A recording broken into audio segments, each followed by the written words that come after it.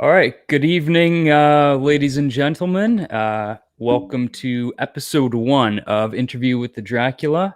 I am your host, Actual Dracula, and I am honored and excited to have as my first guest the writer of this comic right here, Cult of Dracula, Rich Davis. Hey, Yeah. How's it going, man? man, it's going awesome. I didn't know I was launching the podcast, man. That's awesome. I'm your first guest. That's really cool.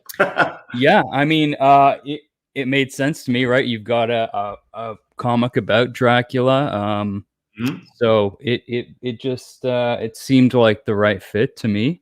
Yeah, so I read the first issue and I loved it. I had a feeling I would because it's about two of my absolute favorite subjects, which are Dracula and cults. Mhm. And yeah, I mean, I'm really intrigued as to what's exactly going on in this story. Maybe you could just sort of give a brief sort of description or synopsis about what Cult of Dracula is about exactly for anyone who hasn't read it. Sure. So, Cult of Dracula is a modern reimagining of Stoker's classic tale set within a Manson family inspired cult. It's kind of like a true crime story in a way. We start off with with an original character named Malcolm Brahm, and he is investigating the Cult of Dracula mass suicides. Something horrible has happened. It's a very kind of Jonestown style event where, dozens and dozens of people are dead. And Brahm serves as kind of a framing device going through the book, and he's investigating what's happened. And meanwhile, the rest of the story is happening in flashback. We actually jump back to follow Mina Murray when she arrives as part of a documentary film crew. And so she's taking us to the Cult of Dracula mass suicides. So Brahm is investigating what's happened. Mina is showing us what happened. So, it's a pretty cool take. If you're a fan of Dracula or cults, I things am like both. Yeah. right? Yeah. You're going to love it. Also, it's been compared to true crime stories like Mindhunter and Hannibal, things like that. So if you're digging on those types of things, you're going to enjoy it. Yeah, excellent. Yeah, I mean, right off the bat, can tell it's going to be a little bit heavy because I think on the second or third page there's like a whole bunch of dead bodies, a dead baby even. So yeah, Oh, yeah. not for the faint of heart, but for fans No. of horror, absolutely. Yeah. Yeah, this is Um, a book that doesn't pull any punches. We don't censor things. We don't skirt around it. Exactly what you said. This is a book for horror fans, written by a horror fan. I love horror. It's my favorite genre. And so I'm hoping that Cult of Dracula is something that horror fans will be proud of and will gravitate to and enjoy. yeah, absolutely. I think so. Yeah, there's been a lot of like modern vampire stories, movies, books in the past 20, 30 years, but not too many of them have actually been about Dracula. Hmm. Um, and so, in Cult of Dracula, we've got, a lot of familiar faces, the supporting cast, Mina Murray, Jonathan Harker, Van Helsing, Renfield, Arthur Holmwood, but they're not, in their traditional roles. Right. Um, and I would like to get to Renfield, but I think right off the bat, since these are not traditional, the characters that sort of we're familiar with, kind of the biggest change I think would be Dracula, Mhm. which it doesn't say, but I can only assume there's a character we see that is a woman with giant demon wings. That I think Mhm. it's safe to say is Dracula. Is that correct? Mhm. Yeah. It is, yeah. So that is one of the biggest changes, one of the biggest updates from Stoker's original. You're going to find all of the characters from Stoker's original novel. I mean, even Hobbs, who was an orderly for Dr. Seward. So minor character, but he's even going to be in Cult of Dracula. So all the characters that you know and love from the original Stoker novel are going to be there, but they're in more modernized situations. I tried to think, where would these people be and who would they be today?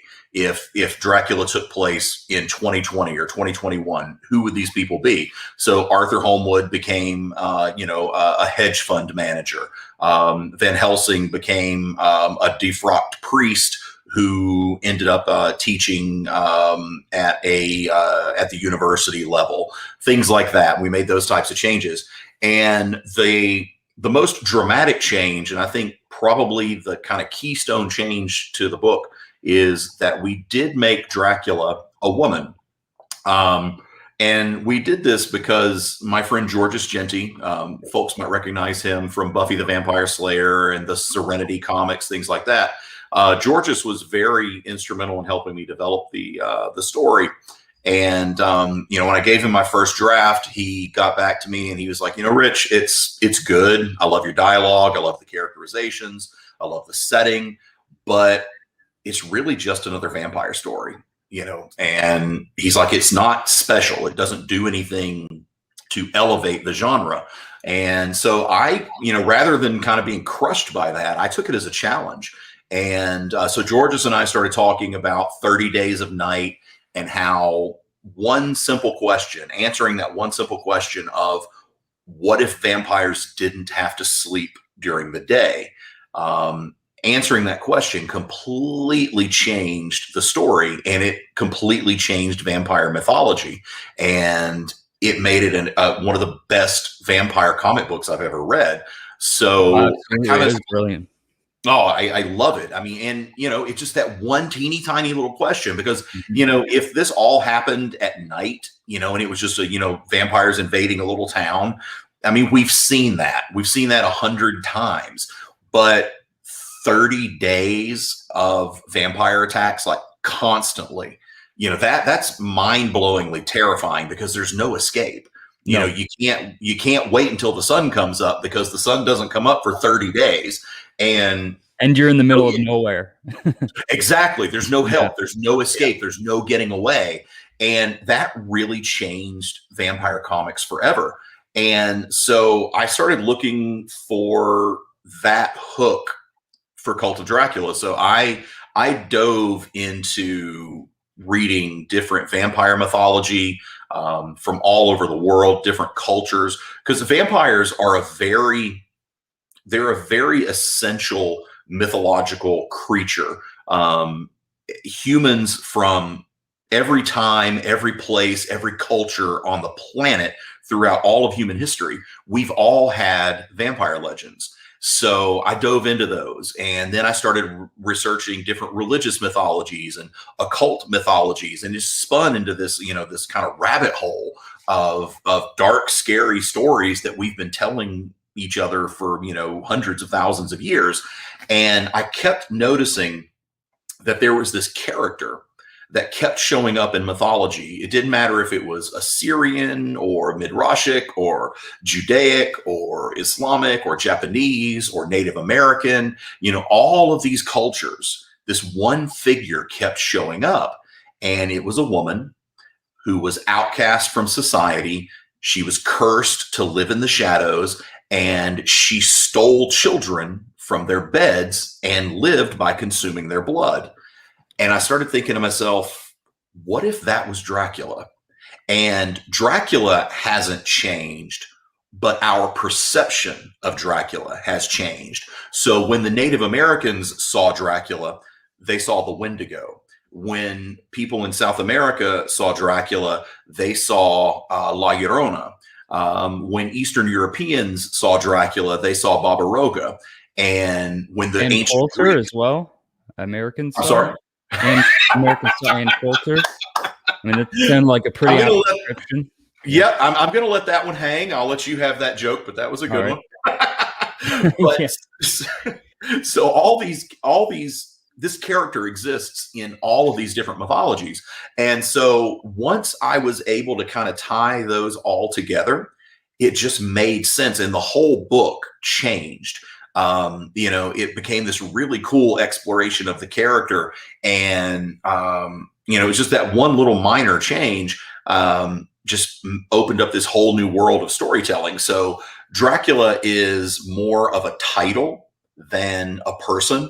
So there have been Dracula before this one, and there will be Dracula after this one, which is also kind of if you want to go meta about it, it's kind of a nod to the fact that Dracula is the most reinterpreted figure in pop culture. I mean, there are hundreds of movies and comic books and stage plays and songs.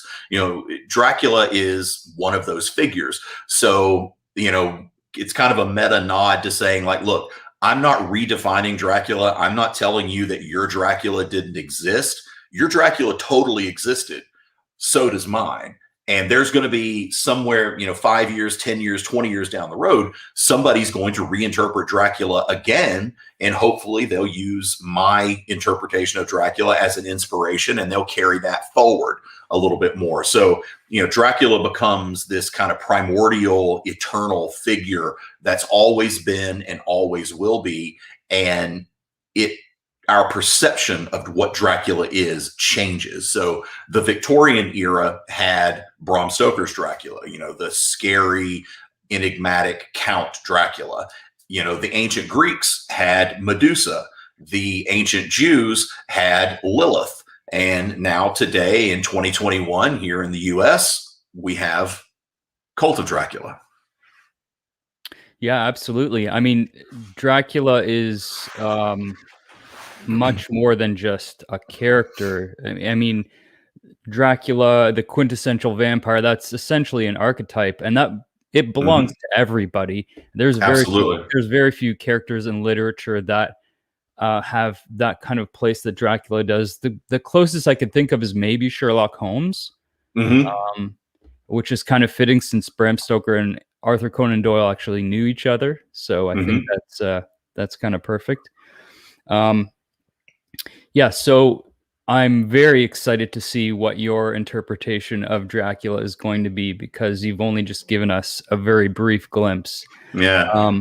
Just like in Bram Stoker's original novel, Dracula doesn't arrive at the beginning of the novel. We don't meet Dracula until much, much later in the book. So I kind of wanted to pay homage to that in writing Cult of Dracula. So you get just a brief glimpse of her at the end of issue 1, and you don't really meet her until issue 2. So that was fun to play with. I've layered this book with all kinds of nods and Easter eggs to Stoker and other vampires and other horror movies. So if you're a fan of horror and a fan of vampires, you're going to notice a lot of things, and you're going to say, did he mean to do that? And if you ask that question, the answer is yes, I meant to do that. I hid that in there because I am a ridiculous horror dork. Right. I mean, that's perfect. I mean, there was, I can't think of any off the top of my head, but there was a couple in there I saw for sure. Now, one character we did get a closer look at was Renfield. And right off the bat, it became pretty clear that you were basing this character on Charles Manson. There's definitely quite a bit of him in there, and I've watched enough footage and interviews with Manson to say that, if that's what you were going for, that's pretty spot on. The dialogue was perfect. He's definitely giving off that creepy hippie vibe for sure. But there's something, innately wrong with this guy, can you tell us more about Renfield and what in addition to Manson, what kind of things were you thinking about with this character? Absolutely. And thank you for picking up on the Manson inspiration for Renfield. Renfield has already proven to be the most controversial character in the book. People either love Renfield or hate Renfield in Cult of Dracula. There's really not much in between. And what I've found is most people who hate Renfield don't understand Renfield. They've never they've probably barely ever heard of Charles Manson. Maybe their only exposure to Charles Manson was in Once Upon a Time in Hollywood. Right. So I unfortunately know Charles Manson very, very well. I'm probably on an FBI watch list now because I spent literally hundreds of hours in my basement office listening to interviews with Charles Manson and things that he said, because the dude loved to talk, and Absolutely. he would talk to any reporter. He didn't care. He just wanted to talk. He wanted to get his message out there. And I wanted to get Manson's voice right with Renfield. And so I spent hundreds of hours listening to Charles Manson talk and his poems and his songs and everything, just to get that rhythm, that cadence from Renfield. Because you're right, there's a certain huge level of insanity to Charles Manson, just like there is to Renfield, but there's also a poetry. And to a vulnerable mind that is open to manipulation, there's an inspirational logic to Manson. And that's why he was able to inspire, high school football stars and prom queens and nerdy little bookworms to go out and murder a movie star and cut her baby out of her stomach. Manson never murdered anyone, but he inspired others to murder a lot of people and to do it in very, very horrific ways. And that is a lot of how I see vampires. Vampires aren't really, they're not like going out there and starting fights in our, and starting wars in our mythologies. They're kind of behind the scenes, and they're pulling the strings, and they're just pushing you just a little bit to do something terrible. Masters of persuasion. I mean, Dracula. Absolutely. I mean, you look at like particularly like Bela Lugosi or Gary Oldman as Dracula. That's exactly what they had.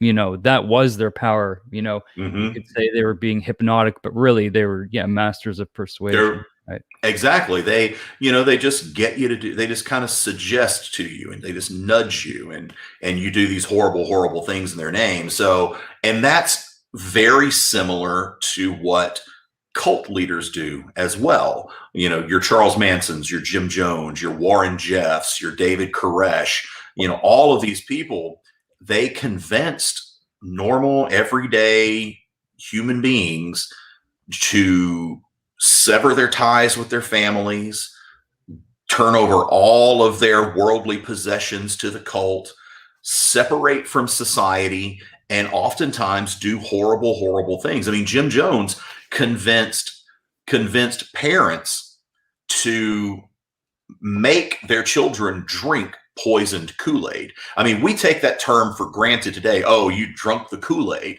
Well, it has a very horrific origin. I mean, it comes from the fact that the people at Jonestown willingly drank poisoned Kool-Aid. And not only did they drink it, but they forced their children to drink it. And so for a guy like Jim Jones to have that kind of power, I mean, if you're out there listening and you're a parent, think about what would it take to get you convinced to willingly poison your child. That's the power that these cult leaders have over their followers. And that's the power that a vampire like Dracula has over those that she comes in contact with. So we really get to explore that throughout the run of Cult of Dracula. What exactly would you do? And how would you do it? And what would it take to get you to do that? And I just found that a very fascinating path to follow. And that's pure horror to me. I mean, I can watch a movie where, Texas Chainsaw Massacre, where, some crazy guy cuts people up with a chainsaw all day and it doesn't faze me. But how far humans will go for the silliest of reasons, that's terrifying to me. That is what keeps me up at night. Absolutely. I mean, that's what made someone like Charles Manson such a terrifying figure. Hmm. He wasn't cutting up people with chainsaws. He was talking to people.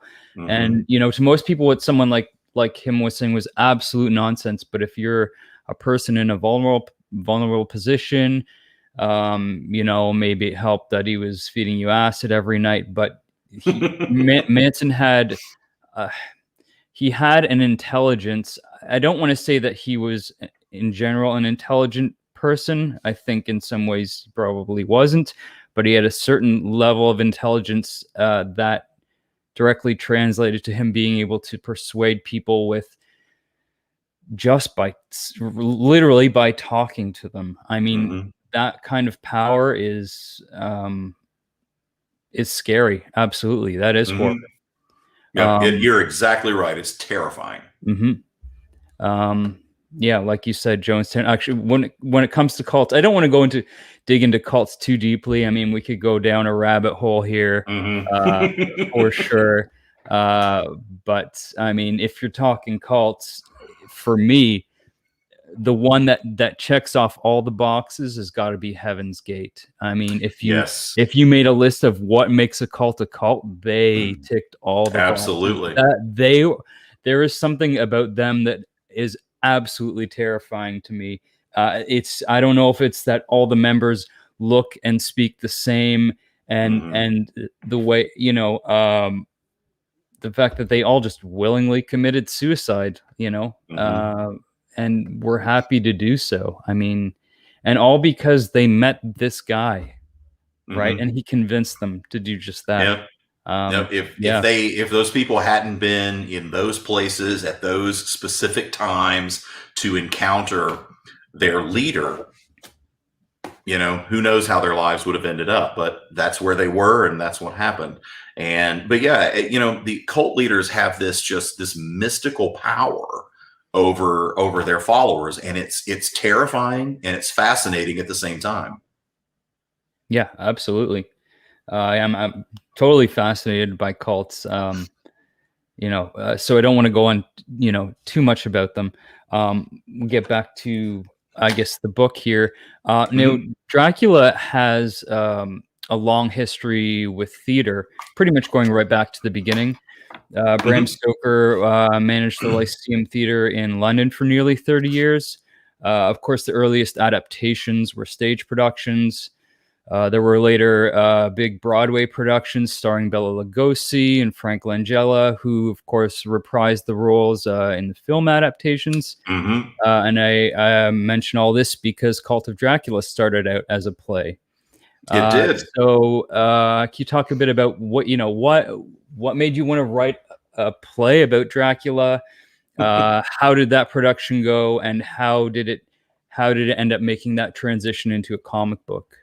Yeah, it started honestly as kind of almost as a joke.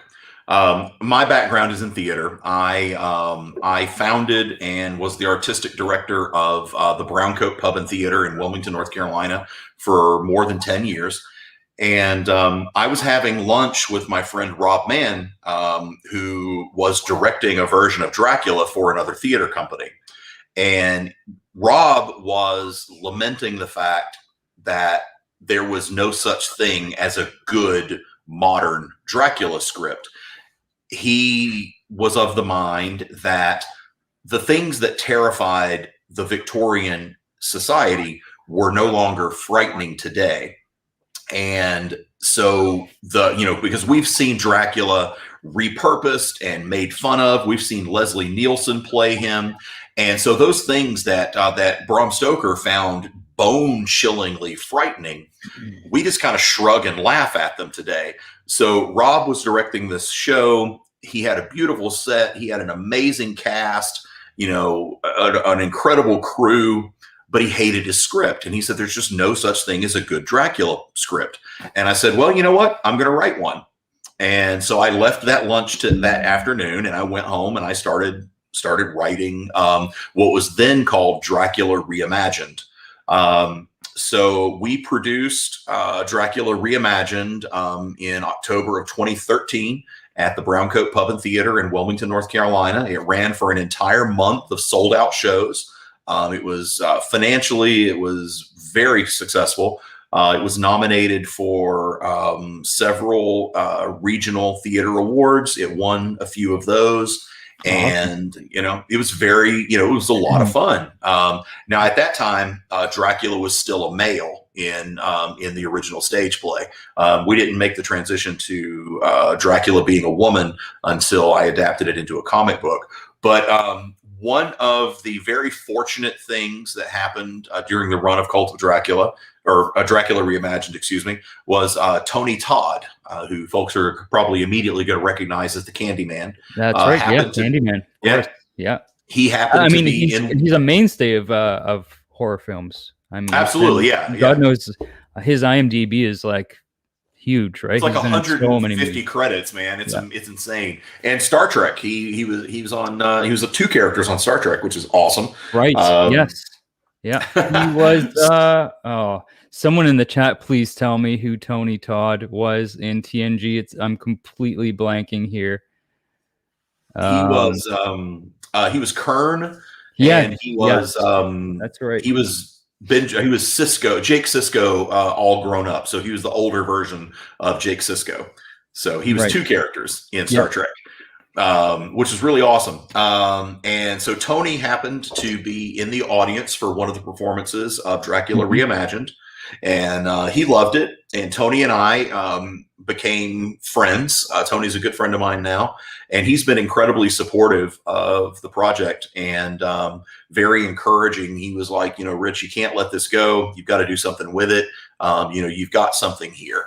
And so at that point, I decided I was going to adapt my original stage play to be an original screenplay. And so I created the character of Agent Brom with the idea that Tony would ultimately play him in a film adaptation. So if you look very carefully at Brom, he resembles Tony quite a bit, and that's on purpose because we're trying to, subtly convince Tony to jump on board with the film here. So I worked on that film adaptation for a long time, couple of years, and unfortunately, my wife Amber became ill with chronic kidney disease. She ultimately passed away this past year in 2020. But we came to a point where doing a film version, an independent film version of my play wasn't a realistic goal. I actually got to the point where I deleted it. I literally deleted the file off of my computer. I was going to give up. I was like, this is silly. There's no reason to do this. We've got way more important things in the real world to deal with. Mm-hmm. And my wife, Amber, got so pissed at me. I have never seen her angrier than when I deleted that. And she yelled at me. She opened up with both barrels, man. And luckily, she had a PDF that I had sent her of a draft. And so she saved it. I mean, she literally pulled it out of the trash. And she's absolutely right to do so. I'm so glad to this day that she did. Yeah. But she said, you know what? So what? So you can't do a movie, but you could do a comic book. Mm-hmm. You don't need $50 million to do a comic book, and you don't need a film crew. You can just write this on your own and, find an artist. And I was like, you know what? You're right. And so I did. I reached out to my friend Georges Genti and talked to him, and he was working on an X-Men series at the time, so he was not available to do the interior art. But he said, you know what? I got a friend. I grew up with him. He's worked for Marvel. He did Ghost Rider. He did Johnny Blaze, Spirits of Vengeance, and I think you guys would hit it off. And so he introduced me to Henry Martinez. And Henry and I, we clicked right from the beginning. Henry is a wonderful human being. He's so kind and a very, very talented artist. And Henry showed me the ropes a lot on how to put a comic book together, because while writing a comic book script and writing a screenplay aren't totally different, they are different in enough ways that it can be a challenge to make that adaptation. So Henry was very kind to help me through that. So here we are, couple of years later, and Henry did the first 2 issues of Cult of Dracula. and they're wonderful. I love his work. Henry was unfortunately severely impacted by COVID last year in December. And he was down for a long time. He was very, very sick. And his family, his wife, his son, everybody got sick in his family, which is very bad. And Henry couldn't keep up with the schedule. So starting with issue 3, we are switching artists to Puis Calzada, who is an artist out of Mexico. Wonderfully talented. And his art style is similar to Henry's. So as readers are going through the book, it won't be such a jarring change to see new art. But I would have loved to have continued with Henry, but COVID had other ideas. 2020 flipped everybody's world upside down, and unfortunately, I had to lose my artist. But we did pick up a new one, and I'm enjoying working with Puis now quite a bit. So I can't wait to start showing you guys his art. Yeah, I mean, that's incredibly unfortunate happened with Henry. His style, I felt, was absolutely perfect for the story. It was gritty. It's it's loose and gritty, and I really liked it, actually. So yeah, that's unfortunate. Although I did see you had posted on Instagram a couple panels from issue 3, and yeah, those look excellent as well. Really looking forward to seeing. Was it Puis? Puis Calzada. Yeah, Puis. Puis Calzada. His work as well. And the covers for this. So you're, I love the covers, man. Incredible. So your kind of main A covers are Gula and Nemeth, correct? That's correct. That would be this right here. Yeah, I love that cover. It is one. It might be. I mean, I'm a little biased because it's my book, but that might be it's definitely in my top 5 favorite comic book covers of all time. The design is just. I mean, it really reminds me of like an old like grindhouse horror film poster, and yeah, it's gorgeous. Yeah. Yep. That was exactly what we wanted. And, Henry and I clicked early on because of our love of grindhouse horror and Hammer films specifically. And Gula was also a big fan. When I was telling him, about the style of the book and what I wanted to do with it, he just sent me a picture of a poster from a Hammer film that was hanging in his office, and that poster was the ultimate inspiration for that cover that you just showed. And so I knew right then when I saw that, I was like, yep, this is my main cover artist. And so happy to work with Gula. He did all 6 of the A covers for Cult of Dracula 1 through 6. And they're all very, very horror inspired. They're nods to that grindhouse 70s horror Hammer film type movies. And then Shannon Mayer, which you can actually see this side behind me. I have Shannon's cover up on the wall. There you go. Yeah. Shannon was kind enough. Oh man, I love it. Shannon was actually the first cover artist that I asked to work on Cult of Dracula. And, this was before I had a publisher, before I had an interior artist. I mean, when I talked to Shannon the first time, all I had was a finished script and way more courage than I had a right to have. I was going around talking to publishers and other people like I was actually somebody important. And I just, I fell in love with Shannon's art on his cover of Dark Red for Aftershock Comics. And I loved it. And I said, I've got to get that guy to do a cover. And so I reached out to Shannon, and he was so kind to even message me back. He had no business even doing that, because I was nobody at the time. And so we talked about it, and I gave him the story, and I gave him the breakdown of the characters, and he loved it. He really wanted to work on it, but the timing just wasn't right. He was working on another big project, and so ultimately that didn't work out.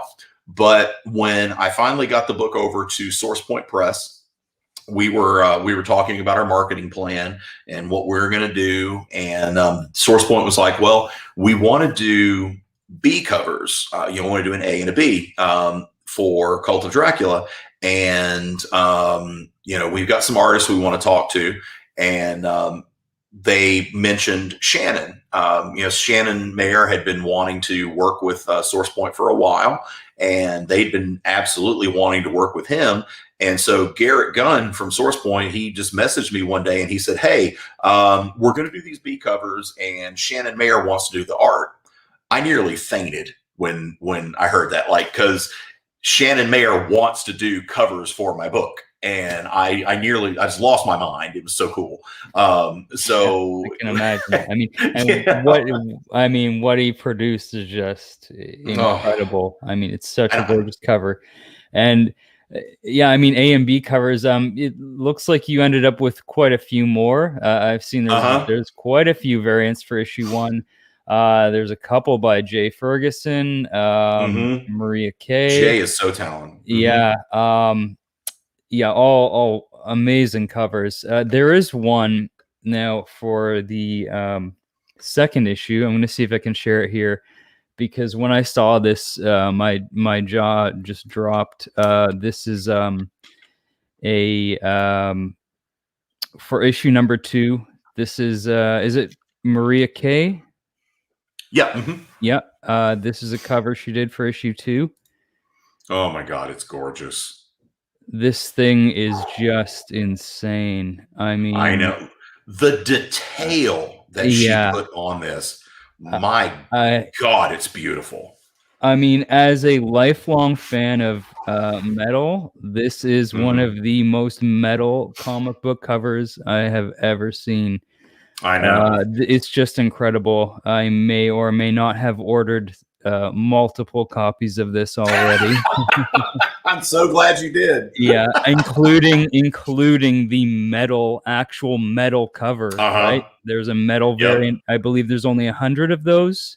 Yep. Right? So that is going to look so rad. Oh my God, a metal cover, man. Yeah, and this, just so you guys know, this is from Hive Comics. There are it's a 666 print run variant. Yep. 666 and only 100 of the metal covers. So just incredible. So cool.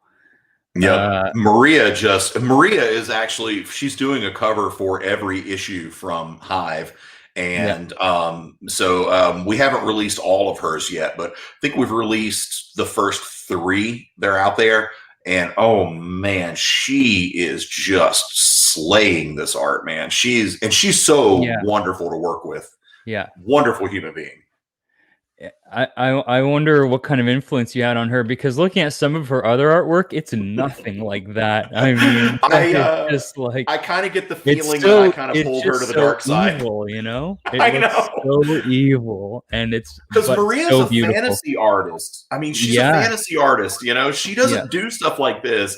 And then here I come along and I've corrupted her, and I'm like, I've seen some comments on her Instagram from I guess fans that have been following her for a long time, and they're like, Maria, please stop drawing these devils and come back to the good side. And I'm like, oh God, I did that. I've ruined this person. Oh my God. But her art is epic, man. It's so good. Absolutely. Now you just sort of mentioned this when we were talking about the covers, because when I first saw the solicitation for this, I thought it sounded familiar. And it did, because this issue 1 of Cult of Dracula actually came out last year, but through a different publisher, Second Sight Publishing. So how did that transition happen from Second Sight to Source Point? Because that's something that you rarely see happen, right? That a book gets kind of a second chance at a different publisher. Yeah. So with Second Sight was amazing to give me a shot when, I was literally unknown, and all I had was this book and, my willingness to go out and market it and sell it. And I believed in it, and luckily Second Sight believed in it. And we, with that limited print run of Cult of Dracula #1 from Second Sight, with no distributor, Second Sight wasn't hooked up with Diamond at the time, and we managed to sell more than 10,000 copies of issue #1.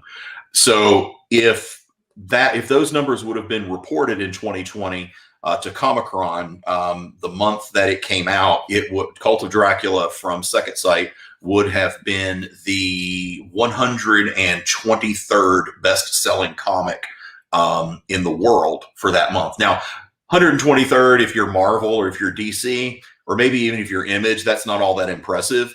But when you're just some dude from Knoxville, Tennessee, with a brand new publisher that nobody's ever heard of, that's a pretty damned impressive number. Absolutely. So, for any small press book, that is, very impressive. And so it was so successful at Second Sight that they weren't equipped to print issue 2. They couldn't handle the orders because orders for issue 2 were coming in too strong, and they didn't have the infrastructure set up to handle it.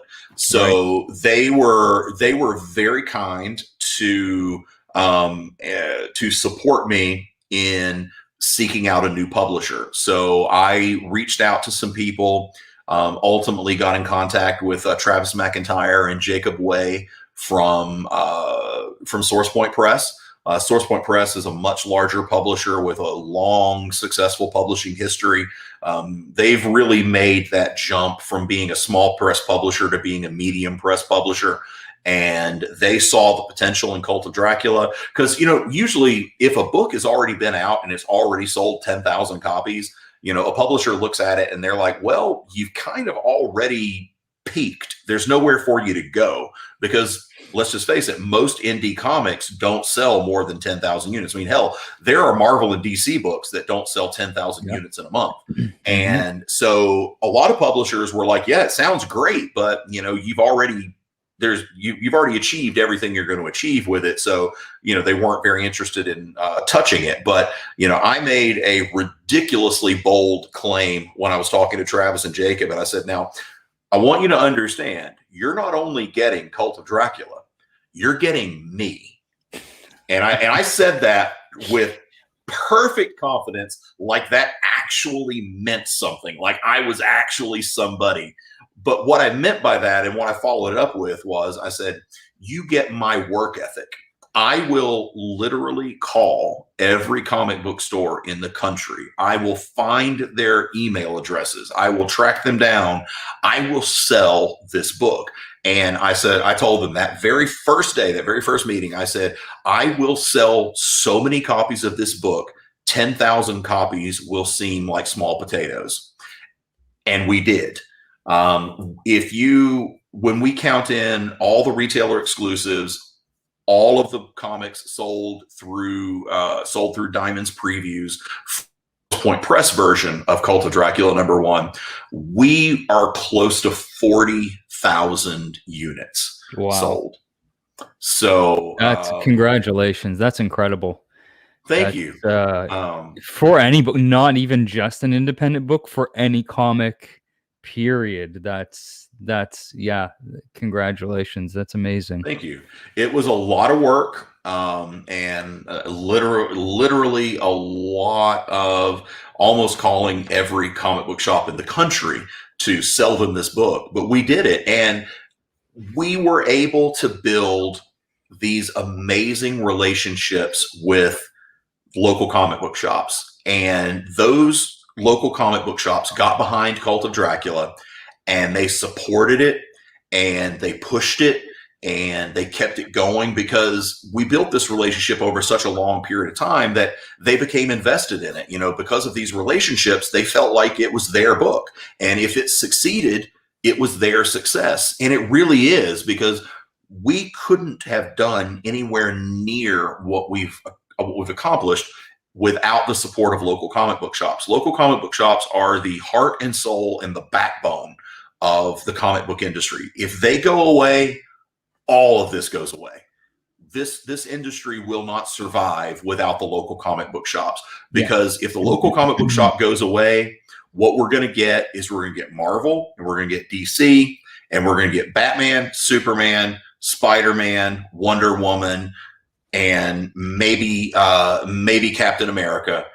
And that's it. And every book is going to be just a carbon copy of those characters, because a big corporation like Disney, or a big corporation like Time Warner, Warner Brothers, they don't really care about the industry. They don't care about pushing the envelope. They don't care about new genres and doing risky things. All they care about is making things that sell, so that they can sell toys, and they can sell movies, and they can sell t-shirts. They are entertainment companies. They are not really publishing companies. Comic books are such a tiny fraction of what Disney does every year. Disney doesn't really even care anymore. But the small press and the medium press and the indie publishers out there, they care.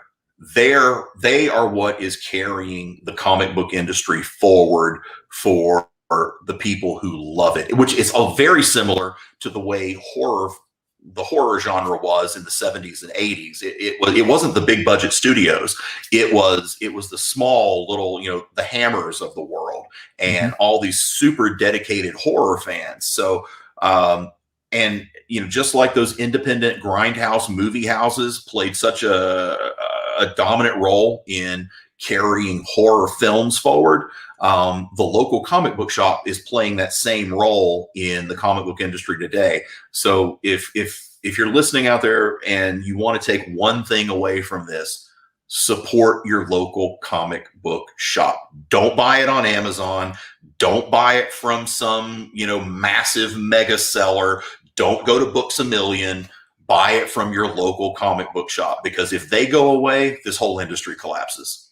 Absolutely. I couldn't agree with you more. I've been reading comic books my whole life, though I was out of the hobby of collecting for many years, close to 20 years.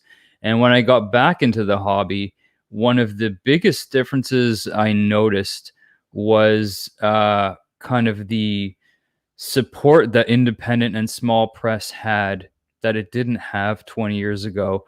A huge part of that was the internet, of course. That was definitely the primary driving factor in that.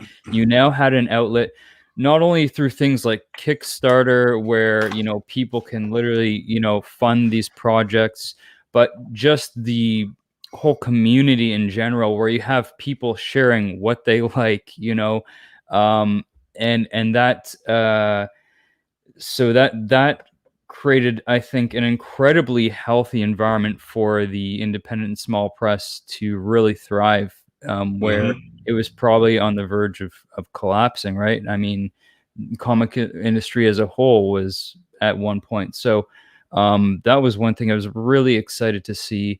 And yeah, I couldn't agree with you more in terms of going to your local comic book shop. I mean, I get my comics, most of my comics, in these small, maybe dusty little places, but there's nothing I love more than going through those, those boxes. But yeah, there is it's a very small number of comic books that have this corporate money behind them. The majority of comic books are made just by people like you who, they do it because they love doing it. That's pretty much always been the case, except that now we're really seeing like the support for these smaller independent books. It's like something we've never seen before, where you have a book like Something Is Killing the Children, a brand new independent book, and there's copies selling for hundreds of dollars. That is unheard of. Right? I know. And that's because, yes, part of it is the market is, it's kind of crazy. I don't know, everyone has their view on the speculation and speculation in the comic book market, but the fact remains that those comic books are sought after for a reason. People love them, and the fact that they can, you have books going for big boy prices up there with Marvel and DC is incredible. Right. Yeah, it's really cool. I mean, this is my personal opinion, but I think we are in a golden age for comic books. This is a second coming of the golden age, because we're long past the days when comic books were restricted by the Comics Code Authority.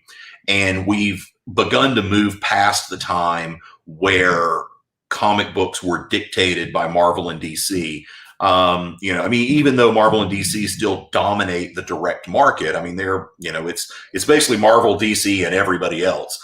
But there are so many different ways that comics creators can reach their audiences, just like you said, through Kickstarter, through social media, Instagram, Reddit, Facebook, Twitter.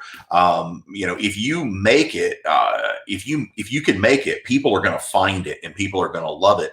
And that encourages a lot of innovation and a lot of creativity and a lot of risk taking and a lot of envelope pushing.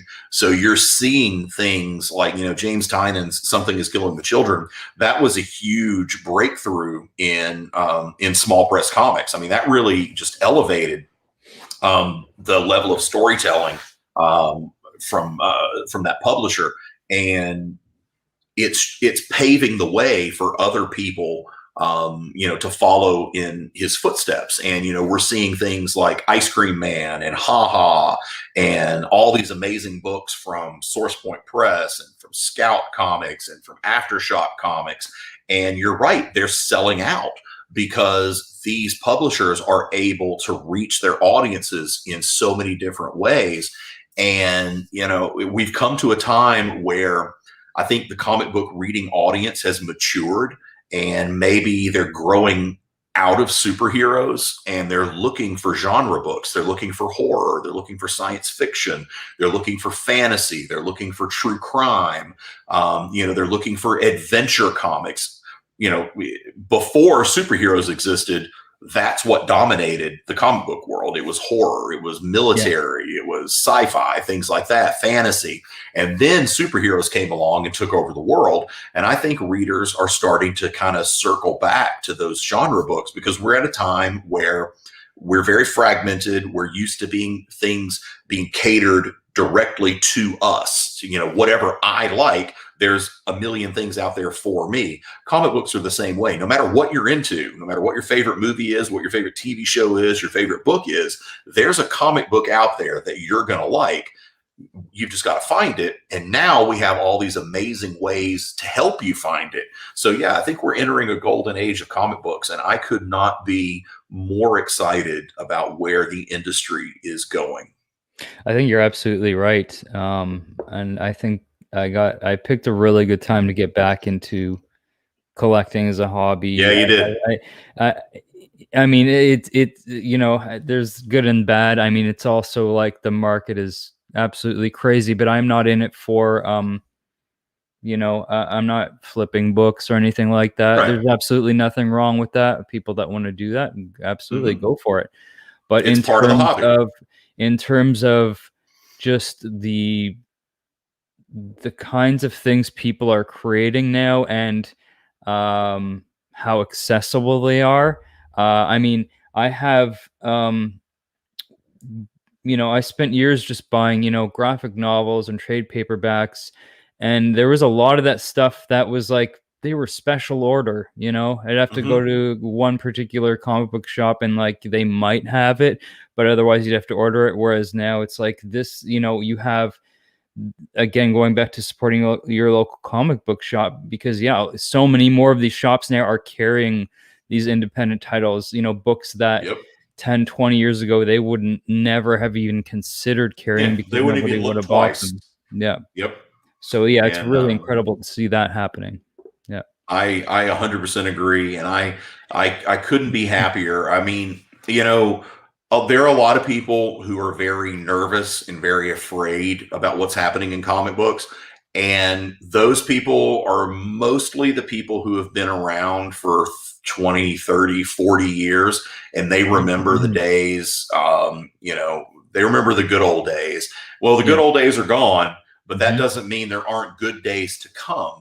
And for the younger and hungrier and the people who are willing to innovate and disrupt the industry and try new things, like people who are willing to take their book to Kickstarter, people who are willing to, go out and go face to face and sell comics and come up with these new ideas. I mean, it's a Wild West, brand new frontier, man. And there's money to be made, and there's stories to be told, and there's people just dying to consume what you're creating. You've just got to be able to adapt with the way things are changing. And the people who can adapt will succeed, and the people who can't won't. And that's just the way it goes. But I think the success stories are going to be much more powerful than the failures with what's going on. Yeah, absolutely. I agree. And that is due no small part to just the comic book community in general, which is easily the kindest, most supportive group of people that I've met. Really, like, everyone is the fact that all these books, these independent books, have been able to get to the point where they are is because of just regular people enjoying it and sharing it with others. And I mean, and literally sharing it, like, here, I'll send you a comic book you might like. I mean, that doesn't really exist in too many other kind of groups. No, you're right. So, comic book people are amazing people. I mean, the community, the way that we come together to support one another. I mean, coming into this, from being just a fan of comics to now, I don't know how long I get to stay in the club, but I guess I'm in the club of comics creators now.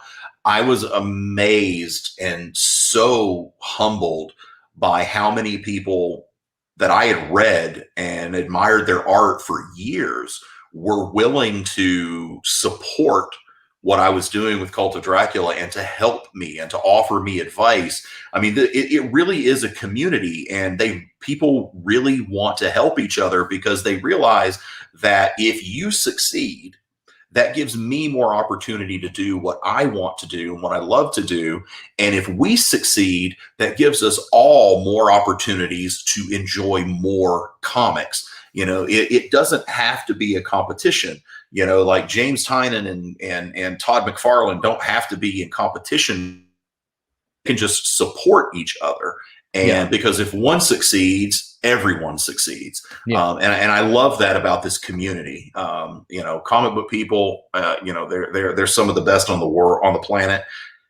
And horror people are also some of the best on the planet. I mean, when horror people and comic book people, when we love something, we love something, and we love it. We love it to the point that it hurts. I gotta throw in the metal community as well. They're very much tied together, but very similar.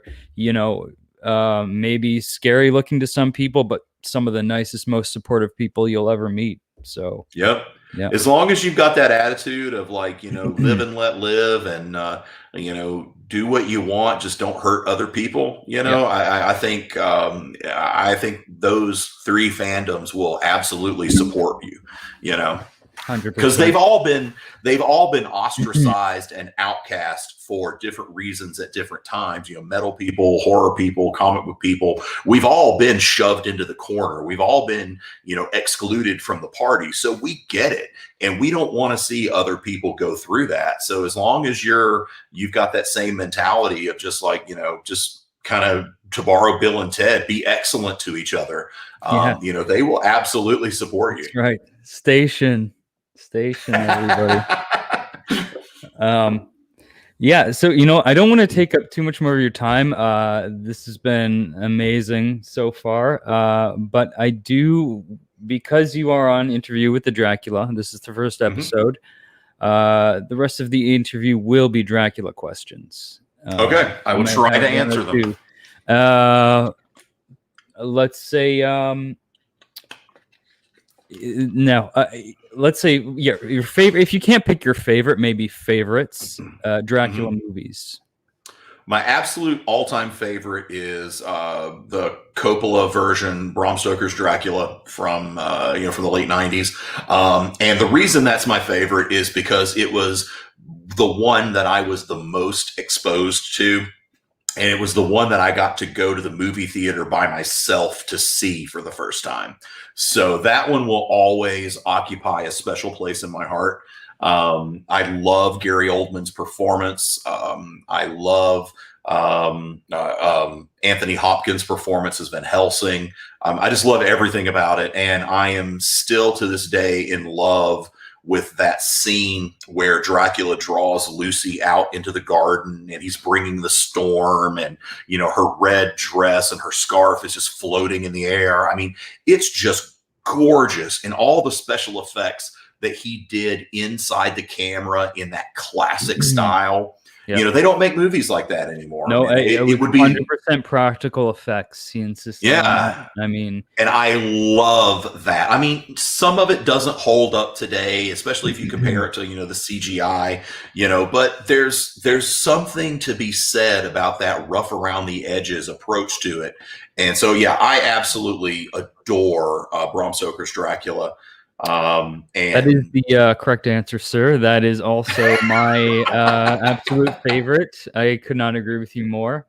You know, there's so many to choose from, but yeah, that movie also, that's the one I grew up with and really have watched, I don't know how many, countless times. But what Gary Oldman did in that movie was incredible.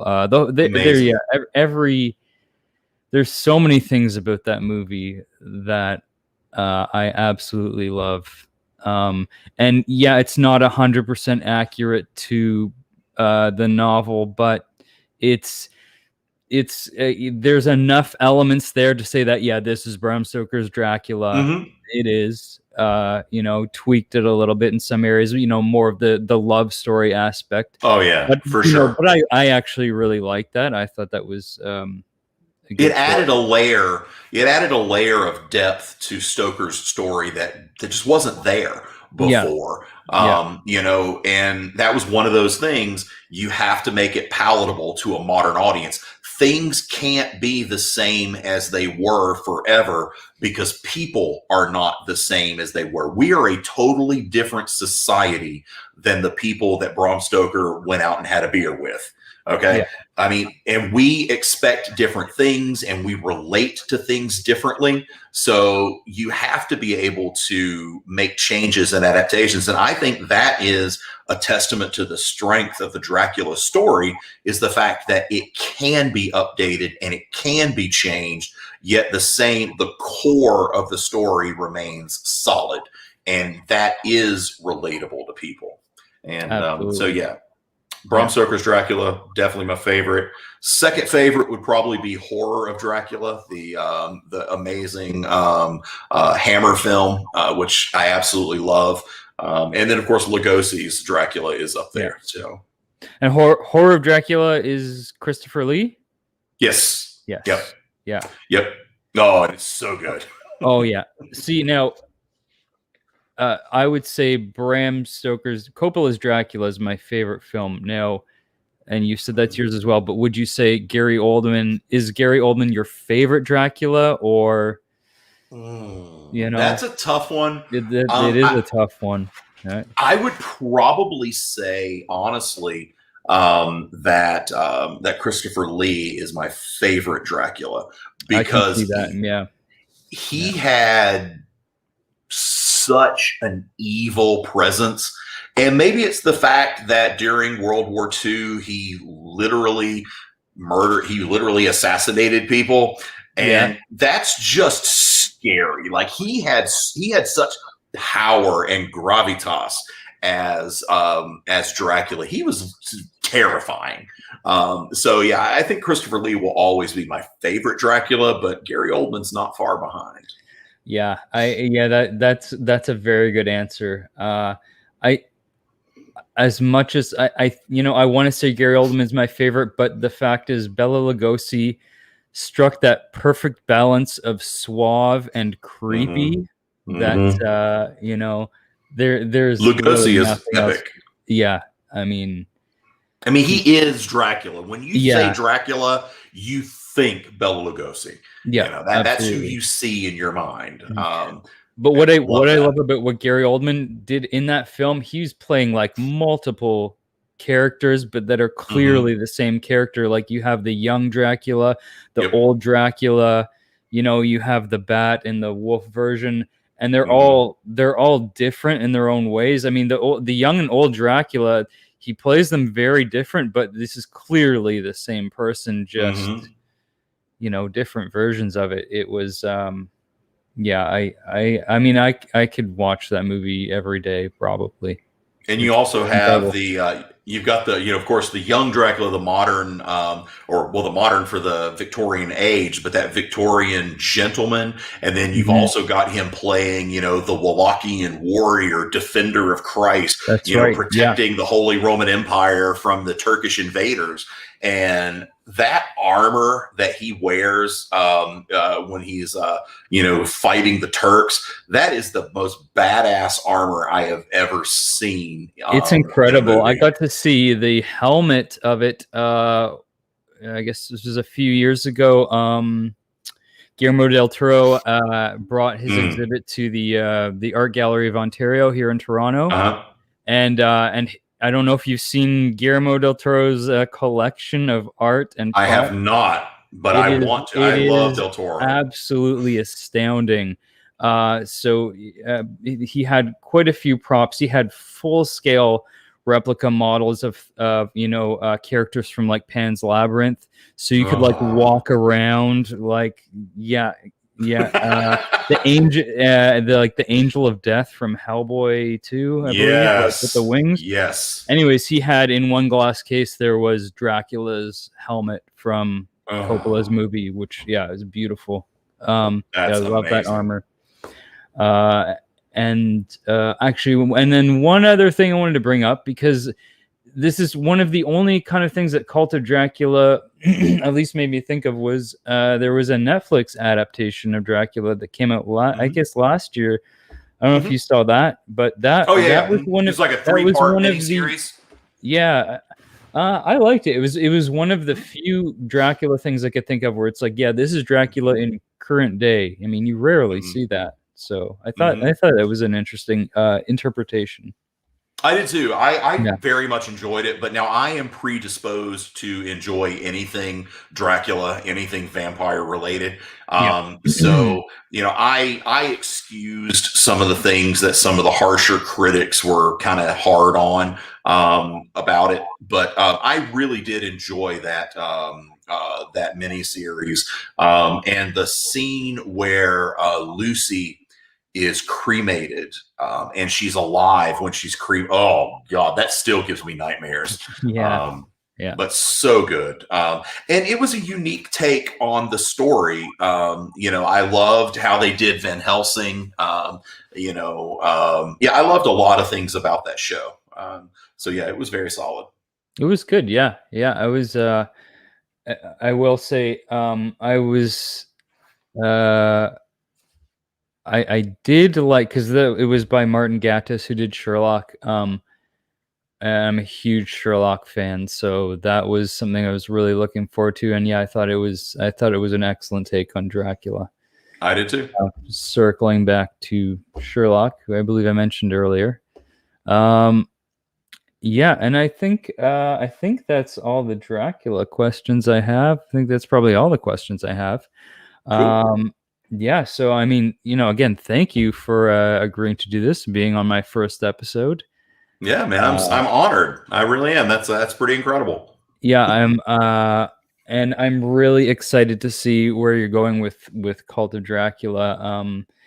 It's you know, the first issue is, you know, little bits and pieces, I think, of just kind of introducing us to the characters, and not sure where you're going with this, but I'm really excited to see what you do with it. In the beginning, you're not supposed to really know much, because this was a lot. Some other people who have written reviews, critical reviews of the book, which I'm very grateful for, because I've learned a lot from the reviews, and I accept that criticism, you know, constructively.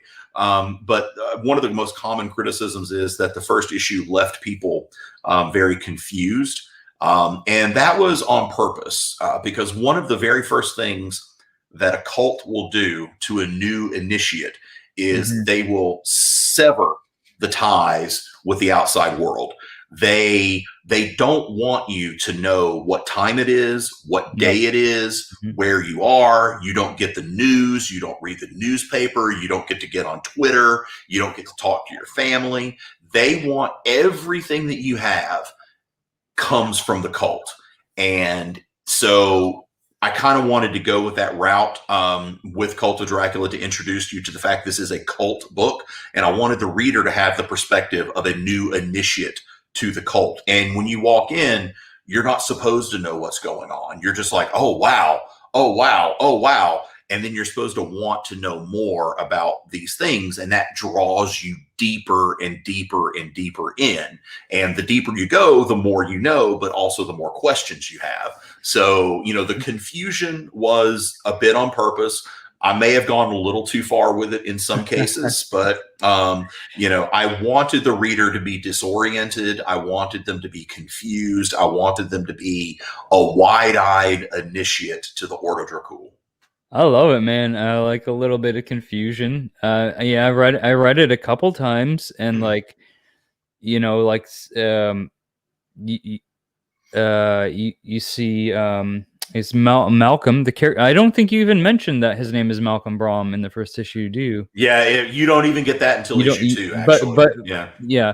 Anyhow, it's not really clear to me exactly who he's following. Is he investigating Dracula? Is he investigating Dracula cult? Is he investigating Mina Murray or Van Helsing? It's not really clear, but it's interesting nonetheless. I'll give you a hint, an Easter egg or whatever you want to call it for your viewers.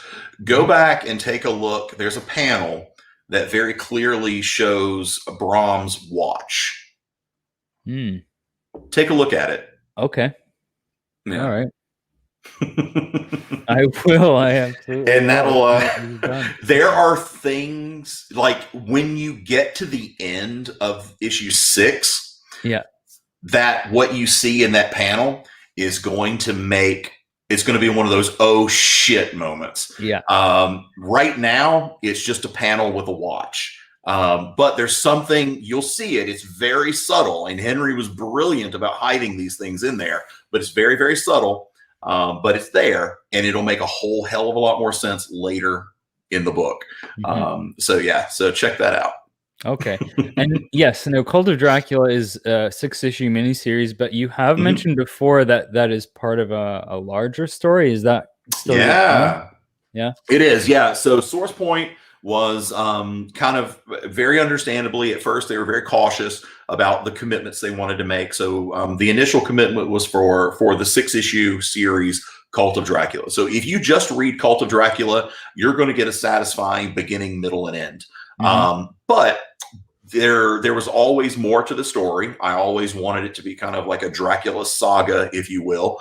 And now, since the sales have been so strong for Cult of Dracula, SourcePoint has agreed to publish the next 2 volumes. So the second volume, man, incredible. Yeah, right. Yeah.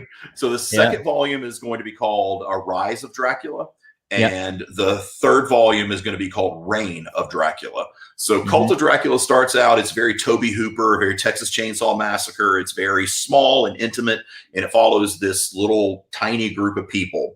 And then Rise of Dracula kind of expands, and it's a John Carpenter world. We're going to meet a lot more characters. We're going to see a lot more of the machine, if you will. And then by the time we get to Reign of Dracula, it's George Miller, Mad Max. The whole world has gone to hell. It's kind of an homage to the Hammer films that I grew up loving, how, there were just kind of these progressions. And then also just a nod to the different styles of horror that I've loved over my lifespan. So Rise of Dracula is going to hit shelves in 2022, and Reign of Dracula will hit shelves toward the end of 2022, early part of 2023. So a lot more. If you love this universe, there's a whole lot more to look forward to. And we're actually now, because the Brides have been such popular characters we're considering doing a series of one-shots giving the history and the backgrounds of Dracula's brides. Because each one of the brides has their own unique identity. When we meet them in Cult of Dracula, they've got kind of a hive mind, kind of Borgish, but they were once very unique, distinct women with histories and backstories and origins, so it's going to be really fun to explore them. And they've been so popular that I think we're gonna do a series of one shots with them. Awesome, man. That's incredible. I'm looking forward to this whole world of Dracula. It sounds like that you've got planned. And issue 2 of Cult of Dracula comes out, I guess, next week. Yeah. Oh my God. Yeah. Wow. It really does, doesn't it? Yeah. It hits the last Wednesday of this month. So yeah, that's next week. Yeah. So check it out. It's going to be in comic book stars everywhere. Looking really forward to reading that. And three first appearances in issue 2. So if you are one of the collectors out there that speculate on things, the brides make their first full appearance in issue 2. Akasha, Akumu, and Signa are the Brides of Dracula, and they are going to play a huge role in the film adaptation that's being developed right now by Sure Pictures. So if you're a collector and a speculator, issue 2 is definitely going to be the book you want to pick up and buy 10, 15 copies of and stick them in a box for a couple of years. Yeah, really glad to hear that, and really happy since I may or may not have picked up a bunch of these right here. I can just got to give a shout out to Maria, man. I think I bought a couple of these. Again, this is the one to get if you're paying attention right now. Limited edition, 3 first appearances. Yep. So yeah, man, that's awesome. Yeah, really looking forward to the second issue and series as a whole and everything that you've got coming after it. Thank you so much for doing this. And thanks for having me. I'm so glad to be here. Yeah, making my first episode a success. And it's definitely, I think that this has went so well that I think I may just do a second episode, Might have to reach somebody else. I do have some other people in mind, some other creators that I would absolutely love to have a discussion with. But yeah, I'm absolutely honored that you were my first guest. So thank you. Absolutely. Man, so glad to be here. If I can help you out in any way, don't ever hesitate to reach out, man. I'm here. All right. Yeah. Thank you, man. All right. Definitely. Well, thank you so much and have a good night. We'll talk to you soon. Yeah, you too. All right, everyone. Have a good night and catch you next time. Thanks.